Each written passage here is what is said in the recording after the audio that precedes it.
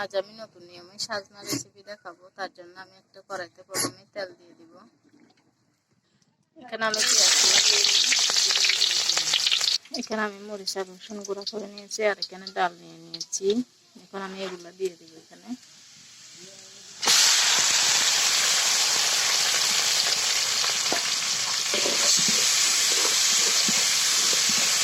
আমি 1 চামচ মরিচের গুঁড়া দিয়ে দিব, হলুদের গুঁড়া দিয়ে দিব পরিমাণ মতো, হালকা জিরার গুঁড়া, ধনিয়ার গুঁড়া।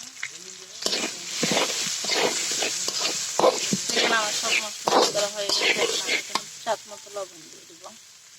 লবণ দিয়ে দিচ্ছি। এখন আমি এখানে পরিমাণ মতো পানি দিয়ে দিব। পানি দেওয়া হয়ে গেছে। এখন আমি এটা ভালোভাবে নেড়ে চেড়ে সিদ্ধ করে নেব।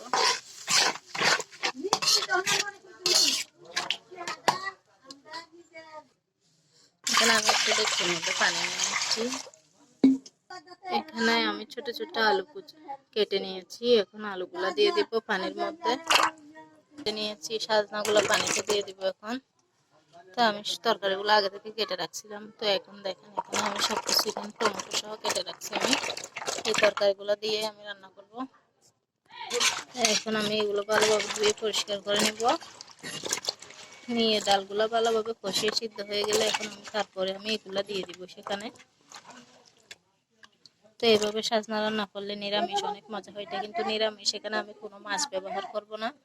এখানে আমি সবজিগুলো তুলে নিচ্ছি, কারণ এগুলো পানিতে বেশিক্ষণ ভিজিয়ে রাখবো না। আমি আগে থেকে উঠাই রাখছি এগুলো।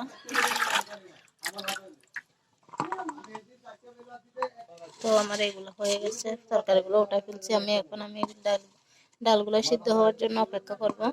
এখন ডালগুলো সিদ্ধ হওয়ার পর আমি একটু নেড়ে চেড়ে দেখবো সিদ্ধ হয়েছে কিনা। আরো কিছুক্ষণ সিদ্ধ করতে হবে, তার জন্য আমি এখানে নেড়ে দিচ্ছি। এখন আমার ডালগুলো সিদ্ধ হয়েছে, প্রায় আমার সিদ্ধ হয়ে গেছে। এখন আমি তরকারিগুলো দিয়ে দেবো এখানে। এই তো আমি তরকারিগুলো কেটে রাখছিলাম। এখন আমি চুলার উপর দিয়ে দেবো। ভালোভাবে নেড়ে চেড়ে বেশ কিছুক্ষণ কষিয়ে নেব।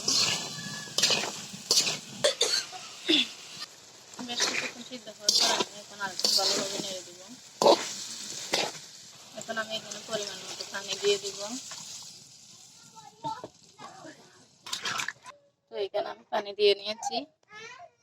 এখন আমি এটা ঢাকনি দিয়ে একটু ভালোভাবে সিদ্ধ করে নিব। বেশ কিছুক্ষণ সিদ্ধ হওয়ার পর আমি আরেকটু ভালোভাবে নেড়ে দিলাম। এই যে আমার রেসিপিটা রেডি হয়ে গেছে। সম্পূর্ণ নতুন নিয়মে খুব সহজভাবে সাজনা রান্নার রেসিপি। তো এইভাবে বাসায় সবাই ট্রাই করবেন, এটা কিন্তু অনেক মজা।